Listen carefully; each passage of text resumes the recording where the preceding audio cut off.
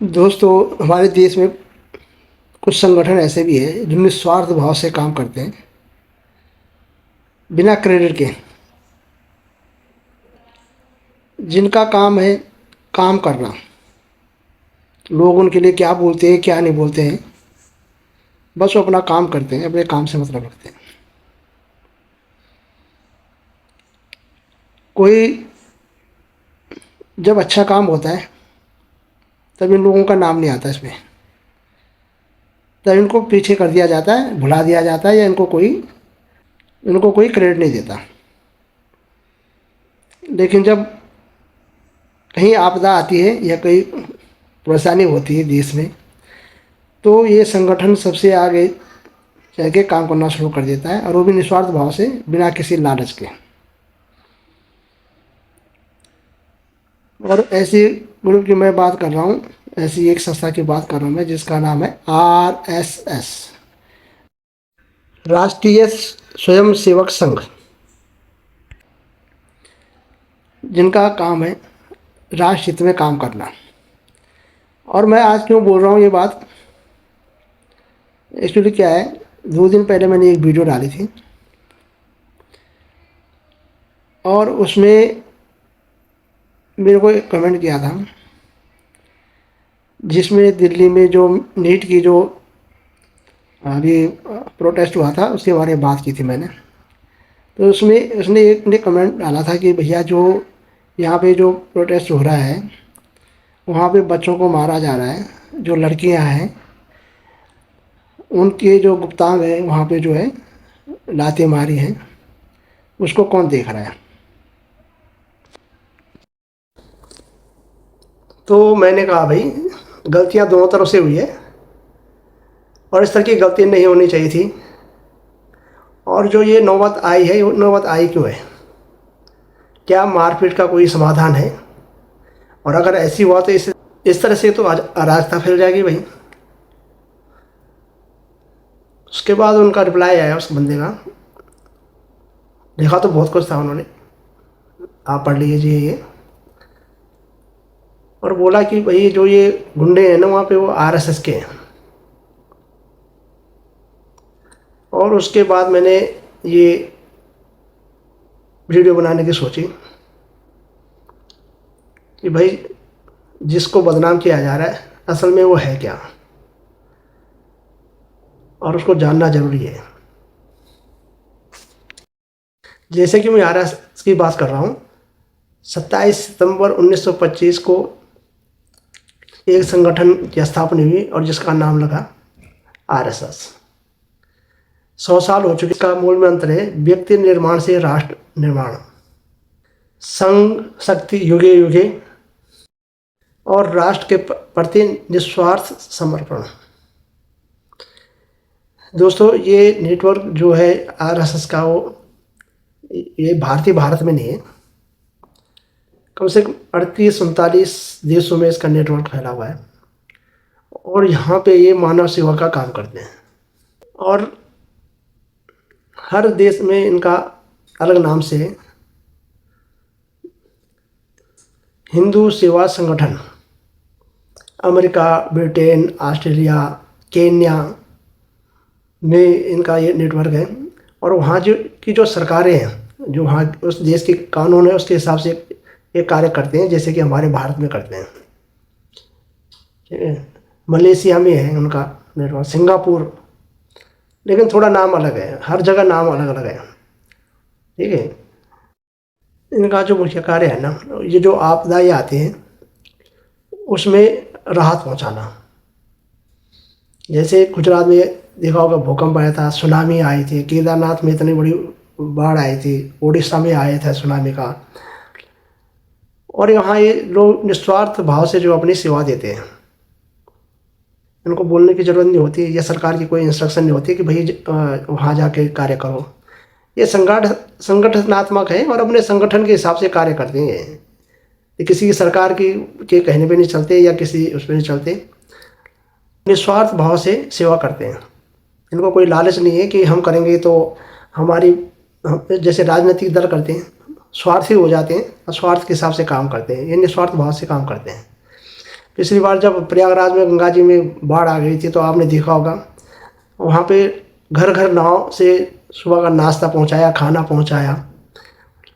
ये कार्य आरएसएस का है। बाकी तो बहुत सारे स्वयंसेवक संगठन है जो कार्य करते हैं, लेकिन वो इतने बड़े पैमाने पे कार्य नहीं करते जितने बड़े पैमाने पे ये लोग कार्य करते हैं, ये संगठन कार्य करते हैं। आप भी अपने इलाके में देखते होंगे, सुबह सुबह खाकी का जो है निक्कर और सफ़ेद कमीज़ पहने, काली टोपी लगाए, हाथ में लट्ठा लिए, ये लोग पार्कों में अपना प्रैक्टिस करते रहते हैं। तो आप देखेंगे कभी हर जगह तकरीबन हर कॉलोनी, हर उस बस्ती में इनका कोई न कोई कार्यालय है जहाँ पे अपनी दिनचर्या शुरू करते हैं सुबह सुबह, और उसके बाद ये अपने जो सदस्य हैं अपने कामों पे लग जाते हैं। राष्ट्रीय सुरक्षा के मामले में 1947, 1962 और 1965 जो युद्ध हुए थे, इन्होंने सेना की मदद की थी। सेना को रसद पहुंचाना यानी उनको राशन पहुंचाना, यातायात करना, अगर कहीं पे कोई सामान ढुलाई होनी है तो उनको करना, क्योंकि उस समय रोडें इतनी ज़्यादा नहीं थी। तो ये संगठन के जो भी कार्यकर्ता थे वो बढ़ चढ़ कर इसमें हिस्सा लेते थे और अपना सहयोग देते थे। अभी भी देते हैं, आज भी देते हैं, लेकिन अब सुविधाएं हो गई है।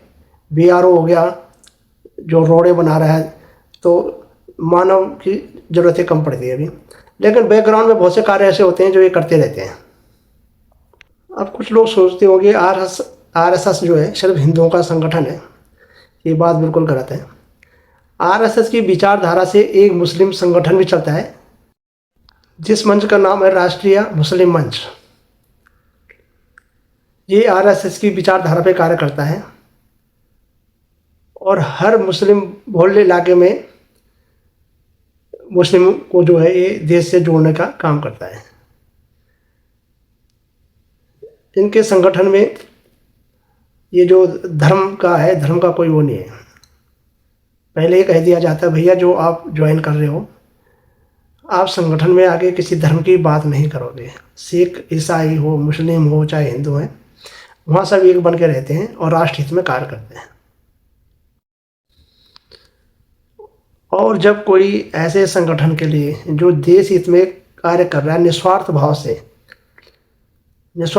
मतलब जिसको कोई स्वार्थ नहीं है कि भैया आप मैं यहाँ काम कर रहा हूँ तो कल आप मुझे वोट दोगे या आप मुझे इस तरह की कुछ मदद करोगे, कोई स्वार्थ ही नहीं है, बिना निस्वार्थ भाव से काम कर रहे हैं।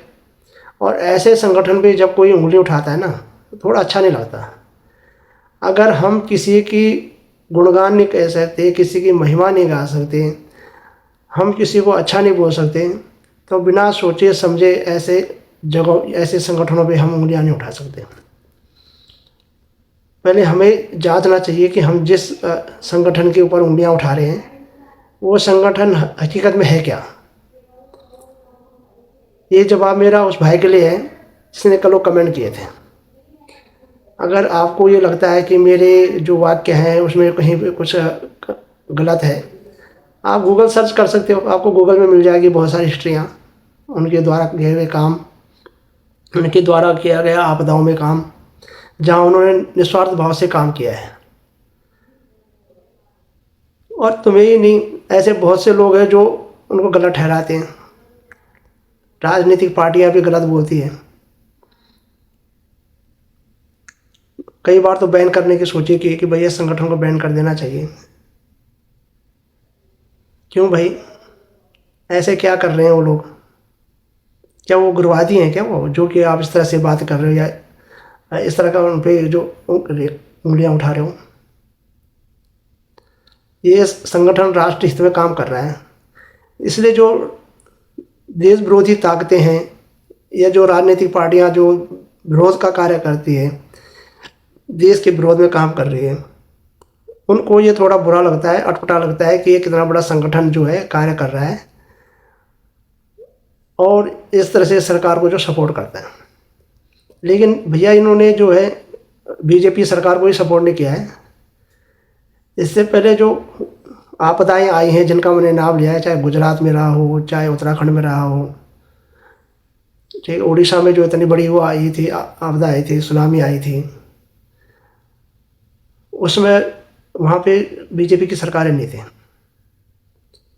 इनको सरकारों से मतलब नहीं है कि कौन सी सरकार वहाँ पे कार्य कर रही है क्या नहीं कर रहे हैं। इनको कार्य करना है, इनको जनहित में कार्य करना है, और ये जनहित में ऐसे ही कार्य करते रहेंगे।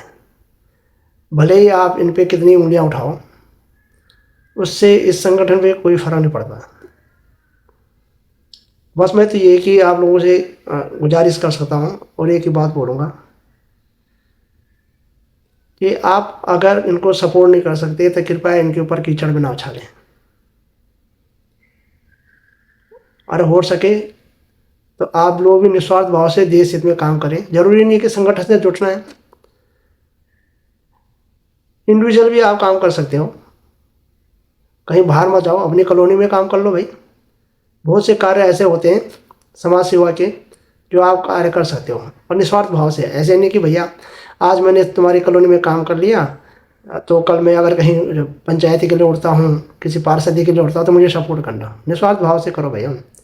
और जब आप निस्वार्थ भाव से काम करते हो ना, तो आपके साथ लोग जुड़ने लग जाते हैं। किसी को बोलना नहीं पड़ता कि मेरे साथ सपोर्ट करो मेरे को, वो खुद भी खुद जुड़ जाते हैं आपसे। और ऐसे ही ये संगठन बढ़ गया। ऐसे ही संगठन से लोग जुड़ते रहते हैं जिनको निस्वार्थ भाव से काम करना है। वो बिना किसी के बोले, बिना किसी के, सिर्फ अपने दिल की बात को सुन के